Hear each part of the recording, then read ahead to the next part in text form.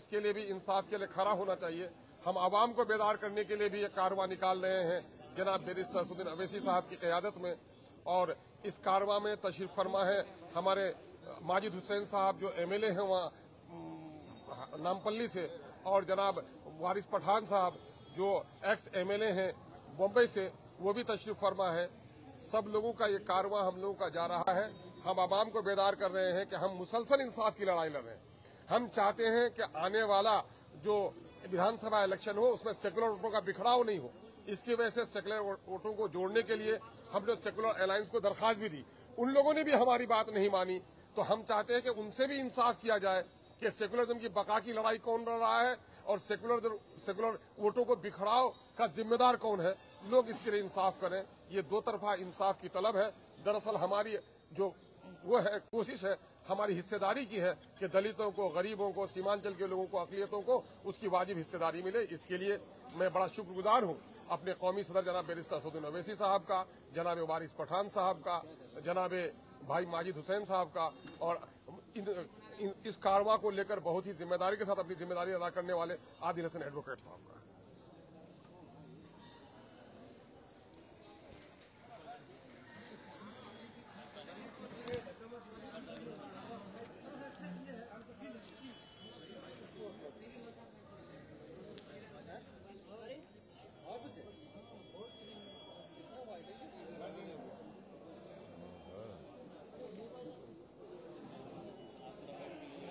चलिए, आपको कुछ पूछना है तो पूछ लीजिए।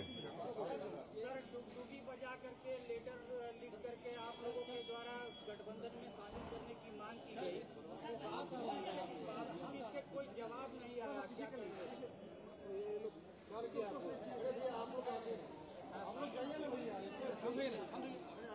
खामोश रहिए ना भाई, एक साथ रहिए आप लोग। खाली मीडिया और रहने दो, बोलो सिर्फ मीडिया को रखिए, ज्यादा को लड़िए, पार्टी के लिए हट जाइए पूरा। देखिए, अख्तर उल ईमान साहब ने खत लिखा है, फिर अख्तर उल ईमान साहब ने यहाँ के लीडर ऑफ अपोजिशन को लेटर लिखा है। मीडिया के जरिए हमने इस बात को कहा है कि MIM पार्टी अलायंस के लिए तैयार है, और फिर अख्तर उल ईमान साहब ने अपने आखिरी खत में ये भी कहा है कि हमको आप 6 सीट दे दीजिए। अब ये उनको फैसला करना है, ये नहीं करेंगे तो बिहार की जनता ये देख लेगी कि कौन बीजेपी को कामयाब कराना चाहता है या कौन बीजेपी को रोकना चाहता है। तो अब ये फैसला बिहार की आवाम पर है। हम तो अपनी जिम्मेदारी को निभा चुके हैं। कल कोई या हमसे ना कहे कि आपने बातचीत नहीं की, आपने फुला नहीं किया। तो हमने तो अपनी तरफ से पूरी कोशिश की और जनता के सामने, आवाम के सामने हमने इस बात को रख दिया। बिहार में कितने सीटों पर पार्टी चुनाव लड़ेगी? जब लिस्ट जारी होगी तो आपको पता चल जाएगा। सर, एक आई लव मोहम्मद कहने पर जो है पूरा बवाल है, उस पर क्या कहेंगे सर? देखिए, ये शुरू हुआ था कानपुर में। वहाँ के शायद ADGP, एडिशनल DGP ने कहा कि कोई नया पोस्टर नहीं लगा सकते। तो उसके बाद हमने सोशल मीडिया पर कहा कि हम इस बात को मानते हैं कि मोहम्मद सल्लल्लाहु अलैहि वसल्लम से हम मोहब्बत करते हैं। हर मुसलमान मोहम्मद सल्लल्लाहु अलैहि वसल्लम से मोहब्बत करता है, इसलिए कि उसके ईमान का हिस्सा है। अगर हम मुसलमान हैं और अगर हम अल्लाह को जानते हैं तो वो मोहम्मद सल्लल्लाहु अलैहि वसल्लम ने हमको सिखाया है कि अल्लाह है जो ज़मीन व आसमान का खालिक है, तुम इसकी इबादत करो, किसी और की मत करो। हमको उन्होंने बताया है कि तुम्हारा ईमान उस वक्त तक मुकम्मल नहीं हो सकता जब तक कि तुम मोहम्मद सल्लल्लाहु अलैहि वसल्लम को अपनी दुनिया की हर चीज़ ज़्यादा नहीं चाहोगे। ये तुम्हारे ईमान का हिस्सा है। और आर्टिकल 25 में फ्रीडम ऑफ रिलीजन है, तो संविधान में फंडामेंटल राइट है, इसको आप कैसा छीन सकेंगे किसी से? और ये क्या बात है कि नया पोस्टर कैसा लगाए, जो यूपी में क्या गलत है एकदम। वो अभी दो जो नहीं पूछे वो पूछिए। सर, तेजस्वी यादव का कहना है कि युवाओं को इस बार रोजगार मिलेगा, फिर भी उसके पास डिग्री होना चाहिए। उसके पास डिग्री होनी चाहिए, यानी हर सर्टिफिकेट वाले को रोजगार देंगे। पहले ये बता दीजिए कि बिहार में ड्रॉप आउट रेट कितना है स्कूल का, ये बता दीजिए कि कितने लोग ग्रेजुएट होते हैं, इसके ऊपर आप फैसला करिए। डिग्री होना चाहिए तो फिर बहुत सरकारों का रिकॉर्ड भी तो सामने आना चाहिए, आएगा ना, कि उन्होंने कितने स्कूल खुलवाए, कितने कॉलेजेस खुलवाए, कितने काम करवाए। आराम से, हम कहीं नहीं जा रहे हैं, आप बारी बारी आप कहीं नहीं भाग रहे हैं, आराम से बैठे। यहाँ इस मतलब ये रैली निकाले हैं, उसका नाम इंसाफ भी रखे हैं। यहाँ शेरशाबादी की आबादी 3.5 लाख से ज्यादा है इस लोकसभा में, तो क्या शेरशाबादी को भी टिकट मिलने का कोई संभावना? बिल्कुल बिल्कुल, इंशाल्लाह जरूर। सर, तेजस्वी यादव ने जो कहा है मीडिया में प्रेस कॉन्फ्रेंस के जरिए कि उन्हें भी हैदराबाद में सीट चाहिए आपसे, तभी वो गठबंधन के लिए तैयार है। अरे भैया, आप तो इंडिया अलायंस का हिस्सा है, कांग्रेस आपके साथ है, कांग्रेस की सरकार तेलंगाना में, आप आ जाइए ना, आके उनसे सीट ले लीजिए और ज्यादा वोट लेकर जाइए, हमको कोई तकलीफ नहीं है, आप बिल्कुल आइए। कांग्रेस सीडब्ल्यूसी की आज बैठक कर रही है, अपना ताकत प्रदर्शन कर रही है। हाँ, आरजेडी को दिखा रहा है अपना ताकत। आज बैठक हो रहा है पटना में। हम अपनी ताकत दिखाने के लिए आज न्याय यात्रा शुरू कर रहे हैं, तो उनका उनसे पूछिए। हाँ, महागठबंधन में शामिल होने के लिए केवल राजद का दरवाजा क्यों? और भी तो पार्टियां हैं महागठबंधन। नहीं, लीड तो वही कर रहे हैं ना, राजद ही तो लीड कर रही है, उनके साथ दूसरे पार्टियां हैं। नारा 4 के बदले 40, इसको लेकर राजद को चेतावनी तो नहीं है?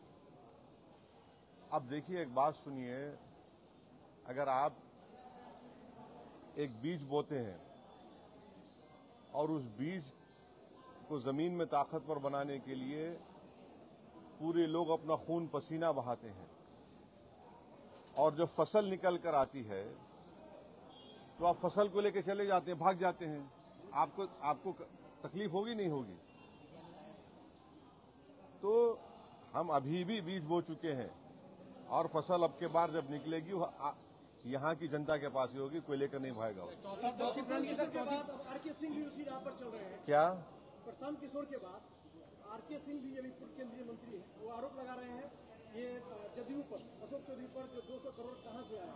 तो कहीं ना कहीं सर ये गठबंधन का असर नहीं पड़ा, गठबंधन के खिलाफ ही आप कर रहे हैं। नहीं, अगर आरोप लगाए तो उनको बताना चाहिए।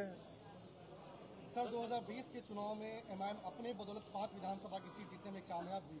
क्या 2025 में एमआईएम इतनी कमजोर हो गई कि बार बार राजद के ऑफिस में, कभी उनके घर के पास ढोल बजाते हुए आपके प्रदेश अध्यक्ष पहुंचते हैं? ऐसा है ना, देखिए, आप लोगों को हर चीज आपको ब्लैक एंड व्हाइट नजर आती है, तो सियासत ब्लैक एंड व्हाइट नहीं होता है। सर, मजलिस पार्टी की और किस पार्टी से गठबंधन की बात की? वो अख्तर भाई बताएंगे आने वाले दिनों में। कांग्रेस के पूर्व अध्यक्ष हैं अखिलेश जी, वो आप पर बार बार कौन? कांग्रेस के पूर्व अध्यक्ष हैं बिहार के, वो बार बार आपको मोमिनल नेता बता रहे हैं। हाँ, गठबंधन से सीधे तौर पर इनकार कर रहे हैं।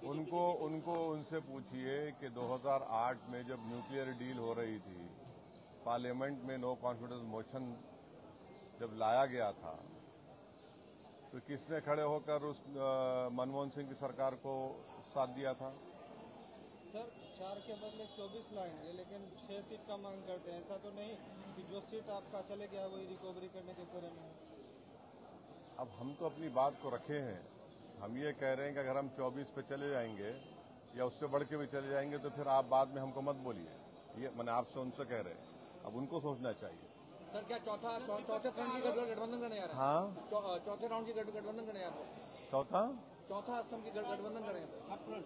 Third front. हाँ, चौथा क्या करने आ रहा, देखेंगे क्या होता, अभी बताएंगे आपको, टाइम है उसका। तेज प्रताप यादव बार बार इच्छा जाहिर कर रहे हैं हाँ, ये एमआईएम से गठबंधन करना चाहते तेज प्रताप यादव। अरे अल्लाह उनको अच्छा रखे, खुश रखे, सेहत दे उनको। सर, विपक्ष का आरोप है जब 5 साल के बाद ही आपको याद आती है सीमांचल दौरा करने में आपने। पहले सीमांचल कोई बोलता नहीं था, हम ही तो बोले तो उनकी जबान में आ गया पूरा बात। ये पहले तो बोलता नहीं था सीमांचल, और पार्लियामेंट के अंदर, पार्लियामेंट के बाहर हम ही तो बोल रहे हैं सीमांचल के बारे में। ये लोग कहाँ बोलते हैं? इनको सिर्फ चुनाव के जमाने में सीमांचल बोलते हैं। हम तो नहीं गए, हम तो बार बार इसको कहें, 2015 से हम कह रहे हैं कि हम यहाँ पर आए तो हम कभी छोड़कर नहीं जाएंगे, और हमारा कंसिस्टेंट यही पॉलिसी रही है।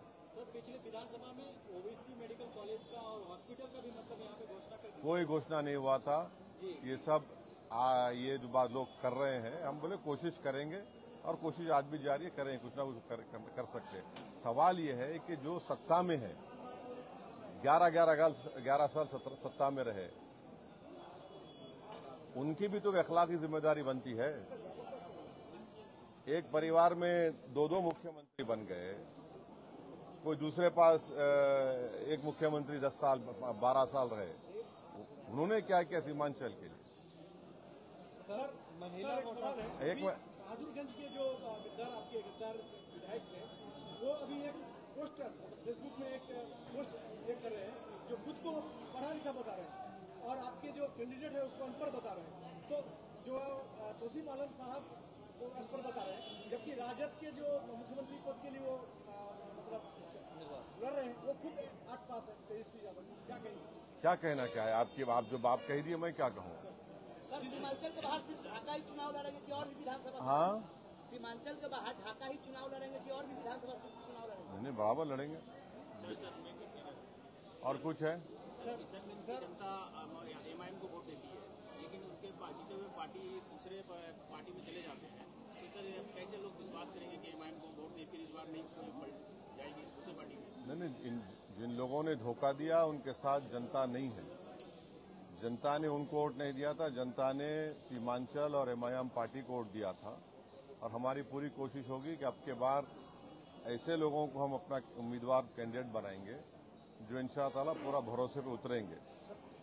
सर आपकी पार्टी के ऊपर लगातार एलिगेशन लग रहा है कि पैसे के बल पे टिकट दिया जाता है। अच्छा, इस बार क्या सर पैसे के बल पे टिकट दिया जाएगा या जमीन से उठा हुआ नेता मिलेगा? पैसे के बल पे तो इल्जाम लगता है चुनाव के जमाने में। क्योंकि सर जो गए 4 गए उन्होंने लगाया। लेकिन अब एक बात सुनिए, एक साहब ने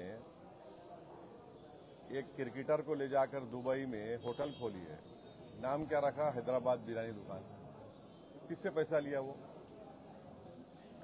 आप तो बिरयानी नहीं खाए ना, हम भी नहीं खाए। सर न्याय यात्रा के तहत क्या दबाव की राजनीति होगी? वोटर अधिकार यात्रा जिस तरह निकला राहुल गांधी का, या फिर और? नहीं, यात्रा है, इंसाफ की यात्रा है, उसमें हर मुद्दा हर मसला सामने आएगा। इंसाफ की वसूल के लिए, इंसाफ के हासिल करने के लिए तो सब बात करेंगे हम। सर जो महिला वोटर है आपको बहुत हाँ, मैं महिला पूछ रहे हैं। वालेकुम सलाम। सर तीसरा जो मोर्चा बनाएंगे, क्या लगता है कितना असर डालेंगे एनडीए और महागठबंधन पर? देखिए, ये वक्त बताएगा। हम जहां पर हम चुनाव लड़ेंगे पूरी ताकत के साथ लड़ेंगे इंशाअल्लाह। सर महिला वोटर के तरफ जो है, जो पहले भी आपको वोट पसंद करती है, लेकिन इस वक्त जो है तेजस्वी यादव भी माई बहन योजना लाके खड़ा कर दिया है। इधर सीएम नीतीश कुमार भी जीविका दीदियों को राशि भी दिया है। तो आपके कहीं न कहीं महिला वोटर पर सिंहमारी सीमांचल में हो रहा है, क्या कहेंगे? कुछ नहीं होगा इंशाअल्लाह। हमारी इज्जतदार माँ और बहनें हमारे साथ थी और इंशाअल्लाह हमेशा हमारे साथ रहेंगी। इसका कोई असर नहीं पड़ने वाला। सर एक बार तेजस्वी को किशनगंज की जमीन से क्या संदेश देना चाहिए? जो संदेश देना था हम बोल चुके आपके सामने। और हो गया, चलिए ये ले लो, जिसका ले लो भाई।